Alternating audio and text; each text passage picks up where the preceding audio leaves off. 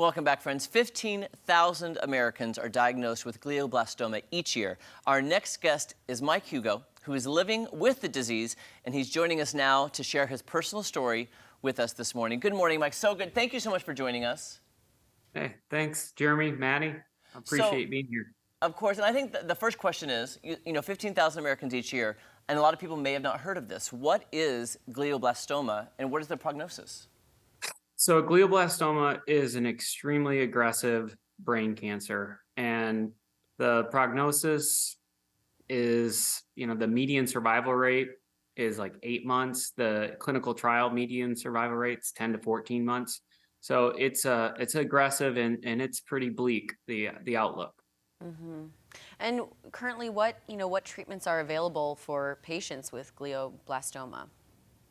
Well, for the last 40, 50 years, the Stoop protocol had been kind of the standard of care, where they had radiation and chemotherapy. And recently they added the tumor treating fields. And that's what you see on my head right now. Oh. So can you explain what that is and how that works? And that looks like new technology to me. Yeah, everyone's like, "Oh, space!" When I walk in the stores or wherever. So what it is alternating electrical fields. I like to think of them as like little, like Apple Watch charger type deals that are getting alternating currents on the sides and the front. And what they do is they really slow or disrupt the cancer cells' ability to divide. I had rapid regrowth, which was extremely a negative, like, oh man, everyone thought that it was definitely on the shorter end of survival. And I'm at almost 20 months now. Wow. And doctors, yeah, they're like, what is going on? You're doing so well. And I attribute that a lot to my heavy usage of this. Hallelujah. Is that something you wear 24/7, or do you take breaks from it? I'm just curious. Yeah. So to the best of my ability, I wear it 24/7. I time it because they're stickers, right? So I do time, I still try to exercise or go swimming with my kids. And so every couple days I switch them out, and I'll go swimming and I'll do things that, I can't necessarily do with it on. But then I hurry up, get out of the pool, shave my head, and put it on. My wife, we've got a great system, and we've really adapted well to it. Well, speaking of your family, what are you doing currently, like spending time with your family and preparing your family for the future? As crazy as this sounds, there are silver linings and blessings in everything in life. And I enjoy my cup of coffee and breakfast with them every morning before they go to school. It's just noticing things more, being more present. I put down my phone and get off, the social media platforms a lot more. And we have questions like, hey, what was the best thing that happened today? Who were you nice to today? Who was nice to you? And we just enjoy, and I feel like we're getting more out of every moment we're together because of this. So it's, in a weird way, it's kind of a great blessing. And I do birthday cards for them when they're 21. Just as many things as I can think of in the Tim McGraw video for their wedding someday.